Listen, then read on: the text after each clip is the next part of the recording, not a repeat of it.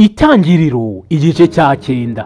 Imana isezeranira Nowa isezerano. Imana iha umugisha Nowa n'abana be, irababwira iti mwororoke mugwire mwuzure isi, inyamaswa zo mu isi zose n'inyoni n'ibisiga byo mu kirere byose bizabagirira ubwoba, bizabatinya.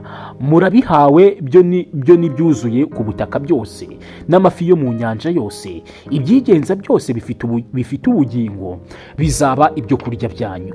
Mbibahaye byose nk'uko nabahaye ibimera bibisi, ariko ntimukaryana inyama n'ubugingo bwayo, nibwo maraso yayo. Kandi amaraso yanyu, amaraso y'ubugingo bwanyu sinzabura kuyahorera.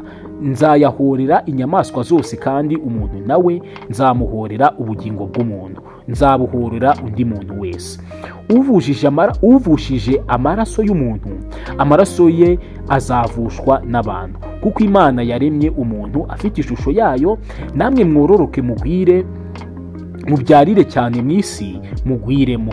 Imana ibwirana Nowa n'abana be iti ubwanjye nkomeje isezerano ryanjye Imana ibwira Nowa n'abana be iti ubwanjye nkomeje isezerano ryanjye namwe n'urubyaro rwanyu ruzakurikiraho, n'ibifite ubugingo byose muri kumwe, inyoni n'ibisiga n'amatungo n'inyamaswa zo mu isi zose hamwe namwe, ibisohotse mu nkuge byose, inyamaswa zo mu isi zose.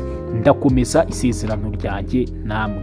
Ibifite umubiri byose ntibizongera kurimburwa n'amazi y'umwuzure, kandi ntihazabaho ukundi umwuzure urimbura isi. Imana iravuga iti iki ni cyo kimenyetso cy'isezerano nsezeranye namwe n'ibifite ubugingo byose muri kumwe, kugeza ibihe byose nkiza umuheto wanjye mu gicu, niwo mukororombya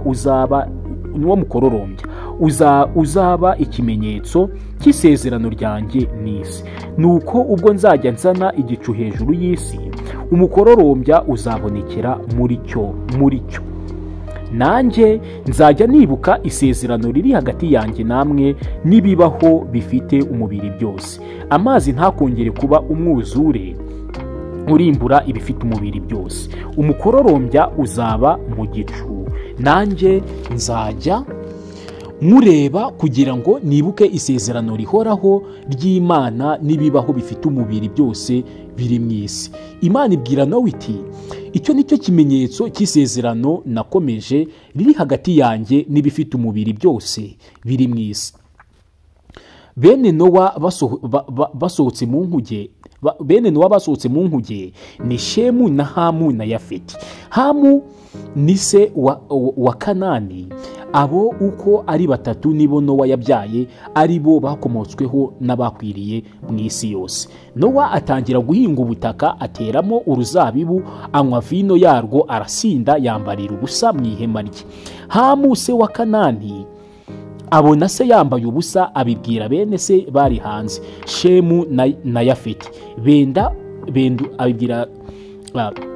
Hamu se wa Kanani abona se yambaye ubusa, abibwira bene se bari hanze. Shemu na Yafeti benda umwambaro bawushyira ku bitugu byabo bombi, bagenza imigongo, batwikira ubwambure bwa se, kandi kuko bari bamuteye imigongo ntibarora ubwambure bwe. Nowa arasinduka amenya iby'umuhererezi we yamugiriye, aravuga ati Kanani avumwe, azaba umugaragu w'abagaragu kuri bene se.